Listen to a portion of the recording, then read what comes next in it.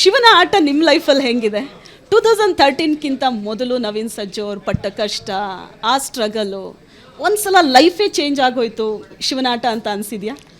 ಹೌದೌದು ಅನಿಸಿದೆ. ಒಂದು ಸಲ ತಿರುಗಿ ನೋಡ್ಕೊಂಡ್ರೆ ನಮ್ಮ ಲೈಫ್ ಜರ್ನಿನೇ ಎಲ್ಲೋ ಇತ್ತು, ನಾವೇ ಎಲ್ಲೋ ಇದ್ವಿ. ನಾವು ಕಂಪ್ಲೀಟ್ ಮ್ಯೂಸಿಕ್ ಅಲ್ಲವೇ ಅಲ್ಲ ನಮ್ಮದು. ಈಗ ಮ್ಯೂಸಿಕ್ ಬ್ಯಾಕ್ಗ್ರೌಂಡ್ ಹೆಂಗಿರುತ್ತೆ, ಅವ್ರ ಅವ್ವ ಅಪ್ಪ ಕ್ಲಾಸಿಕಲ್ ಸಿಂಗರ್ಸ್ ಆಡ್ತಿರ್ತಾರೆ. ನಮ್ಮ ವಿಜಯ ಪ್ರಕಾಶ್ ಸರ್ ಹೇಳ್ತಾ ಇರ್ತಾರೆ ನೋಡಿ, ಅವರಮ್ಮ ಸಾ ಅಂದರೆ ಅವ್ರ ಹೊಟ್ಟೆ ಒಳಗೆ ಒದ್ದಿತಿದ್ರಂತೆ. ನಾವೆಲ್ಲ ಓದಿಯವ, ನಮ್ಮಮ್ಮ ಹಳ್ಳಿಲಿದ್ರು, ನಮ್ಮ ಕಡೆ ದನಗಳು ಇಲ್ಲ ಮೇಕೆಗಳ ಮೇ ಅಂದರೆ ನಾವು ಅಂತಿದ್ವಿ ನಾವು ಹೊಟ್ಟೆ ಒಳಗೆ. ಹಂಗೆ ನಮ್ಗೆ ಯಾವುದನ್ನೂ ಅಂದರೆ ನಾವು ಆ ಲೈನಲ್ಲಿ ಬರಲೇ ಇಲ್ಲ.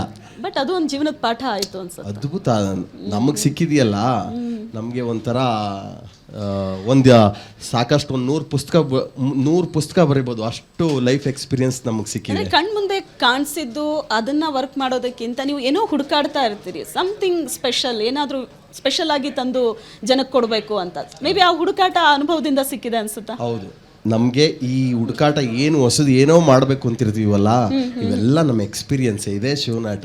ನಾವು ಜೊತೆಲಿ ನಾವೇನು ನಮ್ಮ ಊರಲ್ಲಿ ಹಾಡುಗಳು ಕೇಳ್ತಾ ಇದ್ವಿ, ನಾವೇನು ನಮ್ಮ ಸ್ನೇಹಿತರುಗಳ ಜೊತೆ ಇರ್ತಾ ಇದ್ವಿ, ನಾವೇನು ನೋಡಿದ್ವಿ ಅಲ್ಲಿ ಕತೆಗಳನ್ನ, ಅದೆಲ್ಲ ಈಗ ನಮ್ಗೊಂದು ವೇದಿಕೆ ಸಿಕ್ಕಿದೆ. ಆ ವೇದಿಕೆಯಲ್ಲಿ ನಾವು ಶೇರ್ ಮಾಡ್ಕೊತಾ ಇದೀವಿ ಅಷ್ಟೇ. ಒಂದು ಅವಕಾಶ 2013 ಲೂಸಿಯಾ ಸಿನಿಮಾ ಮೂಲಕ ಸಿಕ್ತು. ಅದೇ ಸಿನಿಮಾದ ಆ ಸಾಂಗ್ ಎಷ್ಟು ಫೇಮಸ್ ಆಯಿತು, ಅದಕ್ಕೊಂದು ರಾಜ್ಯ ಪ್ರಶಸ್ತಿ ಕೂಡ ಸಿಕ್ತು. ಅಮೇಝಿಂಗ್ ಆ ಜರ್ನಿ ಅಂತೂ.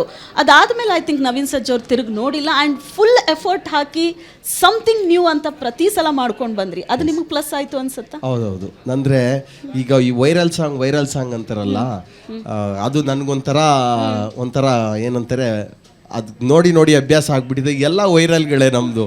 ಆ ಟೈಮಲ್ಲೇ ಇನ್ಸ್ಟಾಗ್ರಾಮೇ ಇರಲಿಲ್ಲ ಆಗ. ಲೂಸಿಯಾದಲ್ಲಿ 4 ಹಾಡು ಆಡಿದೆ, 4 ಸಾಂಗ್ ವೈರಲ್ಲು. ಅದಾದಮೇಲೆ ಏನು ಚಂದನ ತಕೊಂಡ್ ಮಾಡಿದ್ವಿ, ಬಾರಿಸು ಕನ್ನಡ ಡಿಮ್ ಡಿಮ್ಮವ, ಒಂದು ವೇದಿಕೆಯಲ್ಲಿ ಒಳಿತು ಮಾಡೋ ಮನುಷ್ಯ ಆಡಿದೆ. ಹಿಂಗೆ ಸಾಕಷ್ಟು ಎಲ್ಲವೂ ಒಂಥರ ವೈರಲ್ ಆಗ್ತಾನೇ ಬಂದು ಈಗ ಆ ದಾರಿನಲ್ಲೇ ನಮ್ಮ ಲೋ ನವಿನ ಕ್ವಾಣಾಣೆನೂ ಕೂಡ ಸೂಪರ್ ಡೂಪರ್ ಹಿಟ್ ಆಗಿದೆ.